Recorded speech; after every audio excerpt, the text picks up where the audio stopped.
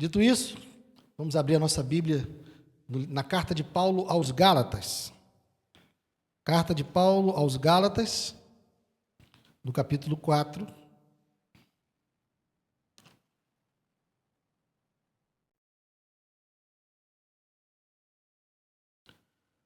Carta de Paulo aos Gálatas,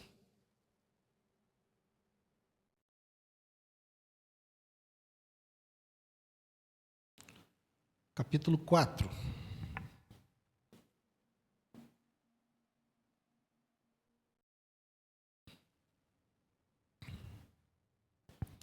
Vamos ler do verso 1 até o verso 7. Gálatas, capítulo 4, do verso 1 ao verso 7. Ainda tem gente procurando.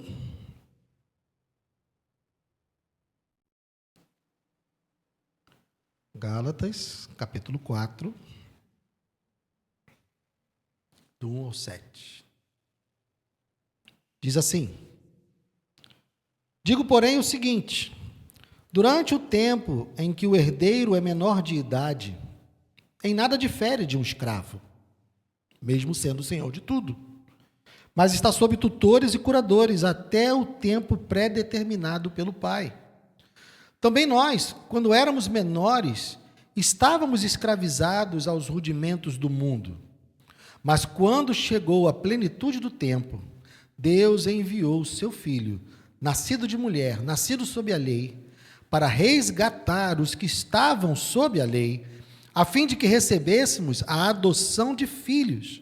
E porque vocês são filhos, Deus enviou o Espírito de seu Filho ao nosso coração. E esse Espírito clama: Abba, Pai. Assim, você já não é mais escravo, porém filho.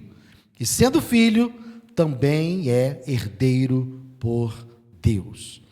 Pai amado, obrigado. Obrigado pela tua palavra, Deus. Obrigado por nos revelar a si mesmo, revelar o seu plano e nos dar a tua palavra. Que nessa noite, ó Deus, o Senhor me capacite. Que o Senhor venha sobre mim e sobre o teu povo.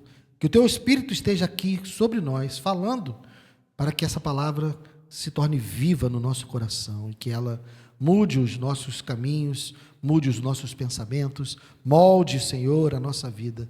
Precisamos de Ti, Senhor. Que o Senhor fale, não eu, para a glória do Teu nome, em nome de Jesus. Amém. Pode sentar, querido. Meus irmãos, a carta que Paulo escreveu aos Gálatas foi motivada por conta de uma ameaça que estava ocorrendo lá, por conta de um erro que estava ameaçando o coração do Evangelho. Paulo, então, escreve a carta para combater os ensinamentos de falsos mestres que estavam tentando, já haviam até convencido uma grande parte dos irmãos lá da Galácia de que a fé em Cristo era algo importante. Crer em Cristo era importante, só não era suficiente. Então, esses falsos mestres estavam convencendo os cristãos lá da Galácia de que, além de crer em Cristo, eles precisavam acrescentar algo mais. Eles precisavam observar a lei de Moisés, principalmente nas festas, principalmente nas dietas. Então, eles estavam dizendo: olha, sim, é preciso crer em Cristo, é importante crer no Senhor Jesus, mas não é suficiente. Vocês precisam observar a lei, vocês precisam observar os preceitos. Então, eles estavam ensinando que para você ser aceito diante de Deus, não bastava você ter fé em Cristo, era necessário que você também cumprisse esses requisitos para alcançar a plena aceitação diante de Deus. Então, Paulo escreve com urgência para a Galácia, para poder desfazer esse nó, porque ele entende que quando nós acrescentamos qualquer componente humano, qualquer requisito humano, qualquer critério de desempenho humano à obra de Cristo, nós estamos abandonando a graça e estamos passando a confiar em nós mesmos. Então, Paulo escreve com urgência para poder combater essa heresia. E aqui no capítulo 4, Paulo, no meio da sua argumentação, e se você quiser ter uma explanação da carta aos Gálatas completa, procure lá no nosso YouTube. Nós já fizemos nas quartas-feiras uma exposição completa da carta aos Gálatas, mas aqui nesse ponto do argumento de Paulo, ele está nos mostrando que a obra de Cristo, ela foi realizada não apenas para que nós fôssemos resgatados, livres da nossa condenação, mas ele também quer nos trazer para dentro da sua família. Não é apenas salvação, é também adoção. E por isso que ele agora vai usar uma linguagem que era comum à época, e vai falar de escravidão. Ele vai falar sobre escravidão e vai falar sobre adoção. Então nós poderíamos resumir esse sermão de hoje numa frase que diz: em Cristo, Deus nos tirou da condição de escravos para nos receber como filhos amados. Então vamos acompanhar como isso acontece no texto. Ele começa então com uma ilustração que reflete o espírito da época, como as coisas funcionavam na época, né? Digo, porém o seguinte: durante o tempo em que o herdeiro é menor de idade, em nada difere de um escravo, mesmo sendo senhor de tudo, mas está sob tutores e curadores, até o tempo predeterminado pelo Pai. Assim também nós, quando éramos menores, estávamos escravizados aos rudimentos do mundo. No mundo romano, o direito romano, havia uma previsão lá de que uma criança que fosse herdeira de uma grande fortuna, mas que ainda não tivesse essa autonomia, legalmente, tudo era dela. Ela era dona de tudo realmente, mas enquanto ela fosse menor de idade, ela vivia sob tutores e administradores. Ainda até hoje, aqui, o direito brasileiro, que também é baseado no direito romano, né, em grande parte, também tem essa previsão. Então, ele não tinha autonomia, ele não podia dispor dos seus bens, ele não podia vender, não podia comprar, não podia gastar, ele não tinha autonomia. Paulo vai, então, descrever essa condição para mostrar que, na prática, havia pouca liberdade. Era herdeiro de uma grande fortuna, mas não tinha, na prática, liberdade. E, ao descrever a condição do povo, Paulo está nos dizendo que, antes de Cristo, antes da revelação do Filho, nós também vivíamos como escravo. Ele está falando também aos judeus, porque Israel também vivia aguardando o cumprimento de promessas. Israel foi abençoado por Deus, Israel recebeu revelação divina, mas ainda não tinha a plenitude da revelação de Deus e ainda aguardava o cumprimento de promessas. Estava ainda numa condição que não era plena. Por quê? Porque a lei de Deus, a lei que Deus entregou através de Moisés, era importante, tinha uma função importante. Ela apontava o pecado.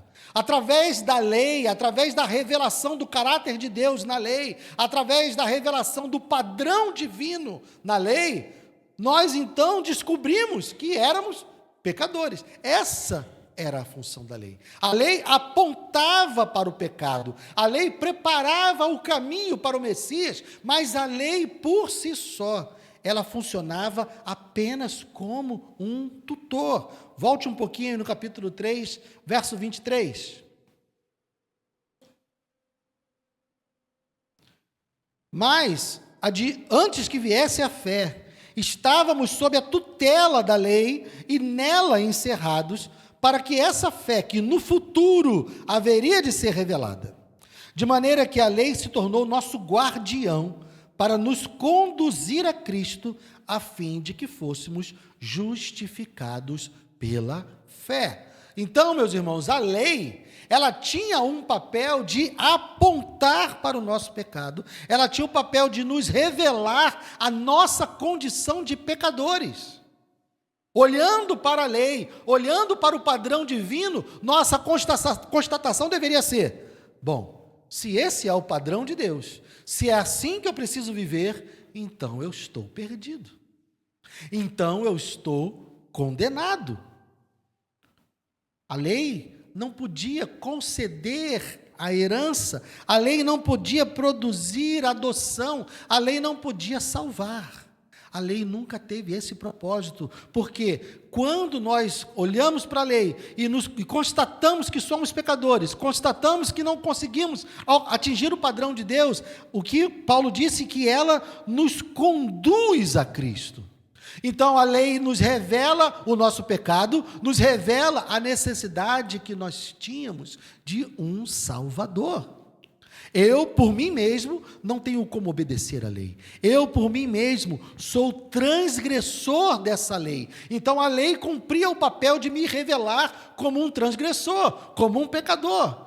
E agora, eu estava no aguardo do livramento. A condição antes de Cristo era de pessoas que entendiam que estavam em situação de pecado e precisavam encontrar em Deus um Salvador. Por isso que ele vai dizer, então, quando éramos menores, estávamos sujeitos aos rudimentos do mundo. É uma linguagem que aponta para a escravidão, para a incapacidade. Estávamos prisioneiros, estávamos completamente sujeitos, sem liberdade. A tendência natural do coração humano continua sendo de procurar segurança no seu próprio desempenho. O que os falsos mestres estavam ensinando aos Gálatas é que, embora eles precisassem crer em Cristo, eles precisavam melhorar o seu desempenho para serem aceitos diante de Deus. Apenas crer em Cristo não era suficiente, e nós também, ao longo do tempo, o nosso coração tenta nos conduzir e tenta nos levar a encontrarmos segurança no nosso desempenho. Nós gostamos e costumamos medir o nosso relacionamento com Deus baseado naquilo que fazemos, naquilo que realizamos. Nós achamos que Deus nos ama mais quando nós estamos bem, quando nós agimos bem, quando nós produzimos muito, quando nós fazemos muitas coisas. Mas o outro lado também é verdade. Nós achamos que Deus se afasta de nós quando nós fracassamos.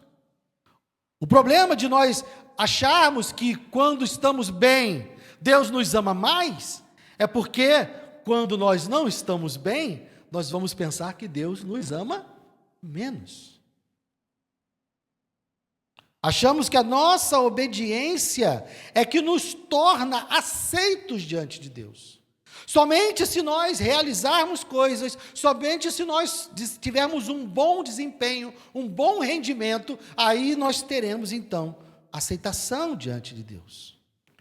O problema é que toda tentativa de construir a nossa identidade espiritual sobre o nosso desempenho vai nos colocar novamente nessa forma de escravidão. Nós vamos voltar para a condenação da lei. Nós vamos voltar a olhar para o padrão de Deus e para as exigências de Deus, e nós nunca vamos alcançar o padrão que a lei exige. Essa é a realidade. Nós nunca vamos alcançar o padrão que a lei exige. E acabamos nos tornando escravos dessa impossibilidade, e nunca teremos paz e nunca viveremos plenamente diante de Deus. Porque nós estaremos escravos dessa tentativa de nos justificar diante de Deus com as nossas ações, com o nosso desempenho, mas nós não vamos conseguir. E essa vida, meus irmãos, de escravidão, essa vida de quem está oprimido pelos seus próprios fracassos, oprimido pela sua própria incapacidade. Não foi a essa vida que Cristo nos chamou, foi para nos libertar dessa vida, foi para nos libertar dessa escravidão que Jesus veio. Se nós não atentarmos para isso, nós vamos novamente nos tornar escravos. Mas Cristo veio para nos tornar filhos. Versos 4 e 5. Mas quando chegou a plenitude do tempo, Deus enviou o seu Filho, nascido de mulher, nascido sob a lei, para resgatar os que estavam sob a lei, a fim de que recebêssemos a adoção de filhos. Observem, quem toma a iniciativa mais uma vez, e se nós olharmos todos os episódios onde Deus usou de graça com o ser humano, é sempre Ele que toma a iniciativa. Quando chegou a plenitude do tempo, Deus enviou o seu Filho, Ele agiu, Ele tomou a iniciativa, Ele veio por nós. Não somos nós que estamos buscando a Deus. Ele veio até nós, Ele enviou o seu Filho até nós. Se nós hoje estamos aqui adorando a Deus, se nós hoje vivemos uma vida que busca a Deus, é porque Ele veio até nós. Então a salvação começa nele, Ele é o arquiteto, Ele é o executor da nossa salvação, tudo nasce no coração do Pai, Ele planejou isso. Então, quando chegou o tempo determinado por Ele, o Filho veio. O Filho veio nascido de mulher, verdadeiramente humano. 100% Deus, mas 100% homem. Veio nascido sob a lei, como está escrito, e Ele veio sujeito a essa lei, submetido às exigências dessa lei. Uma lei que eu e você já constatamos, todo Israel já tinha constatado, todo o mundo já tinha constatado que era impossível a nós obedecermos. Mas Ele veio sob essa lei, uma lei que nós jamais conseguiríamos cumprir, mas Ele viveu a vida que nós deveríamos ter vivido. Jesus encarna, o Deus Filho encarna, entra no tempo, entra na história, para que Ele pudesse, como homem, viver a vida que nós nunca conseguiríamos viver. Ele realizou, Ele fez, Ele obedeceu aquilo que nós não conseguiríamos. Mas então, Ele recebe, ao final, a morte que deveria ser nossa. Ele viveu a vida que nós não poderíamos viver e recebeu a morte que nós deveríamos receber. Ao invés de receber o prêmio da obediência, Ele recebe o castigo do pecado por nós. E Paulo já nos explicou qual o propósito, por que Ele fez isso. Verso 5, para resgatar os que estavam sob a lei. A palavra resgate tem a ver com o mercado de escravos. Resgatar era comprar, um preço foi pago, uma libertação foi realizada. A cruz foi o preço do nosso resgate. A vida de Cristo foi o preço do nosso resgate. Fomos comprados no mercado de escravos. Ele nos comprou com o preço do seu sangue. Mas não para por aí. Paulo não terminou. Ele continua nos dizendo que o objetivo final dessa libertação não era apenas nos libertar, mas para resgatar os que estavam sob a lei. Com que propósito? Com que fim? Vamos juntos? A fim de que recebêssemos a adoção de filhos. Agora vamos juntos de verdade, agora, vamos. A fim de que recebêssemos a adoção de filhos. Então, meus irmãos, quando Deus vem e intervém na nossa história para tirar o pecado, eliminar o pecado da equação, porque o pecado nos separa de Deus. Então, quando Deus envia o seu Filho, e o seu Filho vive uma vida perfeita e leva sobre si a punição dos nossos pecados, é possível, então, através disso, nós termos os nossos pecados perdoados. Mas quando Deus tira o obstáculo do pecado, o verdadeiro propósito se revela. Jesus não morreu apenas para que nós tivéssemos o perdão dos nossos pecados. Isso já seria, meus irmãos, algo estupendo, já seria algo maravilhoso. Nós teríamos os nossos pecados perdoados. Mas Deus tira o pecado do caminho para que Ele pudesse então nos adotar como filhos. O pecado impedia um relacionamento de um Deus santo com homens e mulheres pecadores como nós. O pecado impedia um relacionamento de um Deus bom com homens e mulheres maus. Então Deus remove o pecado da equação para que Ele pudesse então ter relacionamento conosco, a fim de que recebêssemos a adoção de filhos. Irmãos, isso é maravilhoso. Pode ser que passe batido, pode ser que tenha se tornado algo corriqueiro, mas eu quero que você volte a se espantar com isso. O Deus Todo-Poderoso enviou o seu Filho para levar sobre si os nossos pecados, não apenas para nos perdoar, mas porque Ele nos queria na sua família. Isso, meus irmãos, é maravilhoso demais. Ele poderia simplesmente nos perdoar. Ele poderia simplesmente cancelar a nossa dívida e dizer: olha, vocês são inocentes, mas segue o teu rumo que eu sigo o meu. Mas Ele não fez isso. Ele fez mais. Ele nos recebeu na sua família. Ele nos deu o seu nome. Ele nos concedeu a sua herança. Ele nos tornou filhos amados. O Evangelho não é apenas sobre perdão. E o perdão é algo fundamental. Mas o Evangelho não é apenas sobre perdão. O Evangelho é sobre pertencimento. O Evangelho nos torna possível nós pertencermos a Deus, a pertencermos à sua família. Não é apenas uma absolvição, é uma adoção. Não é apenas uma libertação, é uma filiação. O propósito da obra de Cristo é transformar escravos em filhos, tirar-nos daquela condição e nos colocar em uma outra condição, onde fazemos parte da família dele. E como esses filhos vivem, então? Versos 6 e 7. E porque vocês são filhos, Deus enviou o Espírito do seu Filho ao nosso coração, e esse Espírito clama: Abba, Pai. Vejam a ordem, sejam atenciosos nessa ordem. Paulo não fala: porque vocês clamam Abba, Pai, vocês são filhos. Não, ele diz que porque vocês são filhos. É a adoção, é a filiação, é essa nova condição, é essa nova identidade que faz com que nós possamos dizer Abba, Pai. O Espírito veio até nós, o Espírito de Cristo está em nós, por nós sermos filhos. É essa condição de filhos que nos dá todas as coisas. Não é o nosso desempenho, porque não foi pelo nosso desempenho que nós nos tornamos filhos. Nós nos tornamos filhos pela obra que foi realizada por Cristo. E pelo fato de nós sermos filhos, é que nós recebemos essas coisas.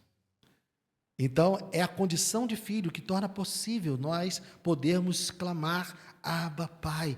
Primeiro veio a adoção. Primeiro veio a obra de Deus, depois é que vem a experiência da adoção. Mas primeiro nós fomos adotados. O primeiro passo foi nós termos sido feitos filhos de Deus. Primeiro vem a obra objetiva de Deus. Ele realiza uma obra, nos torna filhos. E depois o nosso coração responde subjetivamente: Abba, Pai. Então é algo que vem dele, algo que é feito por ele. O Espírito Santo produz em nós a confiança para chamarmos o Deus Criador, o Deus Todo-Poderoso de Pai. Então, vem o verso 7. Assim, você já não é mais escravo, porém filho. e sendo filho, também é herdeiro por Deus. A sua identidade mudou. Você agora é filho. Essa é a identidade do cristão, filho de Deus. Se você ler o Evangelho de João, você vai ver lá que nem todo mundo é filho de Deus. Somente aqueles que creem, recebem o poder, recebem o direito de serem filhos de Deus. Pense numa situação hipotética. Quem é pai, quem é mãe. Imagine que você está em casa, sentado lá na sala, vendo televisão, e o seu filho ou a sua filha está realizando as tarefas, né? Normalmente a gente dá tarefa para os filhos: arruma o seu quarto, dobra a sua roupa, ou, sei lá, lava a louça, alguma coisa, né? E aí, o seu filho, a sua filha está lá preparando, executando essas tarefas que você mandou, e você está sentado lá na sala, vendo a sua televisão, ou lendo um livro. E quando o seu filho termina de realizar todas as tarefas, termina de fazer tudo que ele tinha que fazer, ele chega até você e fala: pai, mãe, eu fiz tudo, agora você me ama? Isso não seria algo chocante? Se você está sentado na sala e o seu filho entra lá e pergunta se você o ama somente porque ele realizou aquilo que você mandou. Porque seria espantoso e eu ficaria extremamente triste, não porque ela tenha feito algo de errado, eu teria ficado extremamente triste porque provavelmente eu não estava sabendo ser pai. Eu não consegui fazer ela entender qual era a nossa relação, qual era o nosso relacionamento. Sabe por quê? Porque eu não a amo porque ela me obedece. Eu não a amo porque ela cumpre as tarefas. Eu não amo minha filha ou meu filho porque ele tira boas notas. Eu não amo minha filha ou meu filho porque eles arrumam o quarto. Eu não amo eles porque eles fazem aquilo que eu mandei. Eu os amo porque eles são meus filhos. Eu os amo porque eu sou pai deles. Então não é a obediência deles que motiva ou sustenta o meu amor por eles. E eu sou um homem pecador. Imagina um Deus santo, um Deus perfeito e que ama perfeitamente. O nosso Deus não está aguardando nós sermos homens e mulheres obedientes para depois nos amar. Ele nos ama porque Ele próprio nos tornou filhos. Ele próprio realizou uma obra tão grande e tão magnífica que transformou a nós em filhos. E é por isso que Ele nos ama. É a paternidade dEle que sustenta o amor dEle. Mas nós, em vários momentos, acabamos fazendo como esses filhos da história hipotética que eu contei. Várias e várias vezes nós, cristãos, vivemos diante de Deus como se nós só fôssemos amados se nós acertássemos tudo e sempre. Depois de uma semana inteira de oração, agora eu estou aceito, agora eu estou bem diante de Deus, agora Deus me ama, porque eu passei a semana toda orando. Mas depois de uma semana difícil, onde você caiu em vários momentos, onde teve vários pensamentos ruins, e aí você se sente rejeitado diante de Deus. Quando a gente vence uma tentação, a gente imagina: Deus agora está feliz comigo. Quando a gente cai numa tentação, quando a gente fracassa, a gente imagina que Deus não está querendo falar com a gente, não está querendo nos ouvir. Várias e várias vezes, nós, sem perceber, voltamos a viver como escravos. Voltamos a viver como pessoas que não são amadas, ou que dependem do seu mérito, dependem do seu desempenho para serem amadas. Voltamos a agir como se nós precisássemos conquistar aquilo que desde o início está claro que nós não podemos conquistar. Passamos a viver como se nós pudéssemos merecer aquilo que Deus nos deu gratuitamente. Meus irmãos, nós nunca, jamais vamos merecer o que Deus nos deu. Mas Ele nos deu assim mesmo. Ele quis nos dar. Paulo nos diz: você não é escravo, você é filho. E porque você é filho, você é herdeiro. E porque você é filho, você recebeu o Espírito de Cristo. Porque você é filho, você pode dizer: Abba, Pai. É por causa dessa condição que Ele nos deu. A sua obediência é importante? Claro que é. É óbvio que a nossa obediência é importante. A nossa santificação continua sendo algo extremamente importante. Mas a gente não busca ser santo, a gente não busca obedecer no intuito de conquistar um lugar na família de Deus. Nós buscamos obedecer, nós buscamos ser santos, porque nós já fazemos parte dessa família. Nós queremos obedecer o nosso Pai, porque Ele é nosso Pai.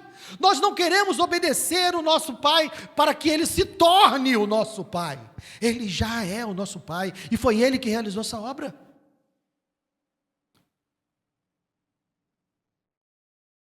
Muitas vezes nós, ao longo da caminhada, vamos invertendo essa ordem.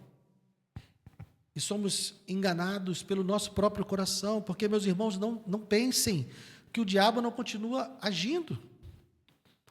Sempre dizem, né, e eu tenho essa tendência mesmo de não dar muita moral para o diabo, porque a gente coloca o diabo fazendo muitas coisas que o diabo não faz, tá? A origem dos nossos pecados é o nosso próprio coração. Não é culpa do diabo nós sermos maus como nós somos. Isso é culpa do pecado que está em nós. Mas isso não quer dizer que o diabo não está trabalhando. O diabo está nos dizendo o tempo inteiro: você não merece, você precisa fazer mais, você não merece, você precisa fazer mais, você precisa ser assim, você precisa ser assado. Porque para alguns ele vai manter fora da igreja e colocar essas pessoas em situações que elas não vão dar ouvidos a Cristo e não serão salvas, porque não deram ouvidos à palavra de Cristo. Mas o diabo continua agindo para que nós, que já estamos aqui, para que nós também nos desviemos sem sair da igreja. É possível nós nos desviarmos do Evangelho, como os Gálatas estavam se desviando do Evangelho, mesmo dentro da igreja, porque o diabo vai começar a nos falar que nós precisamos ter mérito, e isso pode nos destruir, ou porque nós vamos começar a achar que não temos mérito, e por isso Ele não nos ama, e por isso Ele não nos aceita, e por isso nós vamos embora, porque não é o nosso lugar aqui. Ou a mais difícil e mais complicada, porque nós vamos começar a acreditar que temos mérito. Realmente, eu sou, uma excelente aquisição para o reino de Deus. Deus fez um excelente negócio quando enviou o Filho dele para morrer por mim, porque o que seria dessa igreja sem mim? O que seria daquelas pessoas sem mim? Eu estou fazendo, eu estou realizando, eu estou conquistando, e estou salvando, e estou fazendo, e estou enchendo a igreja, e vai para o inferno do mesmo jeito. Tanto aquele que ouviu que não merecia e foi embora porque não creu no amor de Deus, quanto aquele que permanece e realiza e acha que tem algum mérito diante de Deus. O diabo não está nem aí se você está na igreja ou não. O diabo quer que você não seja salvo. E é perfeitamente possível nós estarmos na igreja e não sermos salvos, simplesmente porque nós achamos que temos algum mérito diante de Deus. Então, é uma linha tênue. Nós somos filhos. Deus nos ama porque Ele é o nosso Pai. Não tem absolutamente nada a ver com o nosso desempenho, não tem absolutamente nada a ver com o nosso mérito. Nós não podemos desviar para os extremos, se sair dessa linha de pessoas que são pecadoras, que são passíveis de condenação, mas que receberam de Deus a graça e receberam de Deus o amor, e foram salvas por causa disso. E se nós formos por um lado achando que não tem jeito para mim, Deus não me ama, Deus não me quer, Ou se formos para o outro lado, Deus tem que me amar, eu sou maravilhoso demais e Deus tem que reconhecer o meu mérito. Qualquer um dos dois lados nos afasta. E nós precisamos nos agarrar nessa identidade de filhos. O problema dos Gálatas é que eles estavam tentando acrescentar algo à obra de Cristo. Eles estavam tentando acrescentar algum mérito na obra de Cristo. Eles tinham começado pela graça, eles tinham começado com o evangelho que Paulo ensinou, que Paulo pregou, mas estavam sendo tentados a viver pelo mérito. E essa tentação continua viva, continua nos assediando. Não mais na forma de circuncisão, né? Nenhum de nós aqui vai achar, não, eu tenho que ser circuncidado para ser aceito por Deus. Nenhum de nós vai fazer isso. Nenhum de nós vai querer, então, fazer a festa dos Pentecostes para poder. Nós não vamos buscar lá na lei, tentar obedecer a lei de Moisés. Quanto a isso, eu estou tranquilo. Eu imagino que ninguém aqui vai querer se circuncidar, né? Mas, o mesmo princípio, a ideia de que Deus nos aceita por causa do nosso desempenho se infiltra. E nós vamos buscar outras leis para obedecer. Nós vamos buscar outros méritos para realizar. E vamos incorrer no mesmo erro dos Gálatas. Só que Paulo, da mesma forma que chama os Gálatas de volta ao Evangelho, de volta à graça de Deus que os transforma em filhos, e pelo fato de Deus ter transformado eles em filhos, eles têm paz com Deus, eles têm relacionamento com Deus, Deus os inclui na sua família e lhes dá todas as benesses de ser um filho de Deus. Nós também precisamos ser lembrados que nós somos feitos filhos de Deus. Meu irmão e minha irmã, isso não tem nada a ver com o nosso mérito, apenas desfrute desse amor. Busque ser santo, busque ser santa, busque obedecer a Deus, mas não para que Ele te ame mais. Saiba que Ele continua te amando quando você fracassa. Ele continua te amando quando você acerta. Ele já te ama com a plenitude do que é amor. Sabe como você pode ter certeza disso? Olhe para a cruz. Ele deu o seu próprio filho para morrer por nós. Esse amor de Deus já está provado. É um amor que foi ao ápice, é um amor que foi tão longe que sacrificou o próprio filho para que nós estivéssemos aqui. Nunca duvide do amor de Deus. Então, que a sua obediência seja uma demonstração de amor a esse Deus que te amou primeiro. O Pai enviou o Filho nos resgatou, o Espírito habita em nós, e agora nós somos filhos.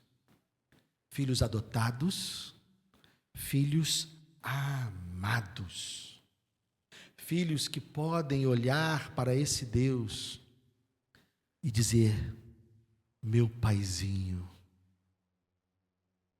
Esse é o amor de Deus por nós. E se Deus entregou seu próprio Filho para nos trazer para a sua família,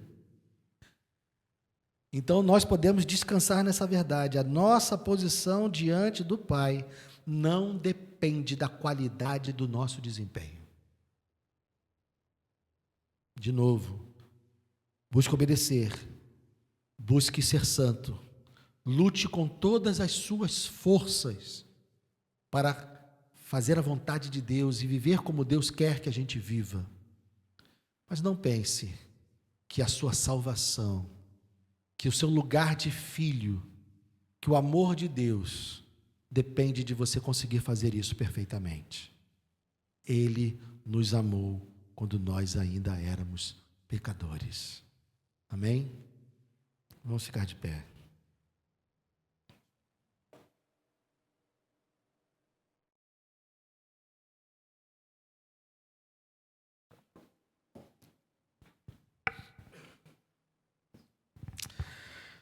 Ai, meu Deus.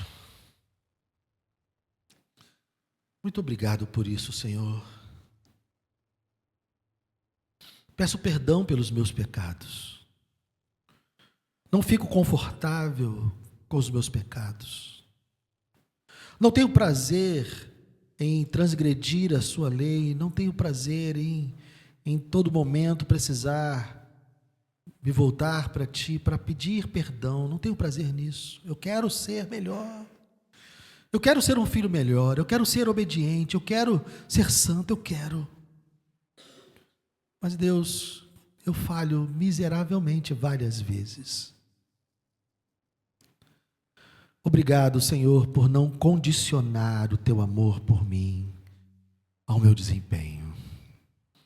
Obrigado, Senhor, por não condicionar o teu amor pelos teus filhos, a obediência perfeita, porque nós confessamos a nossa incapacidade, Senhor. A tua palavra nos ensina isso, a tua lei nos ensina isso.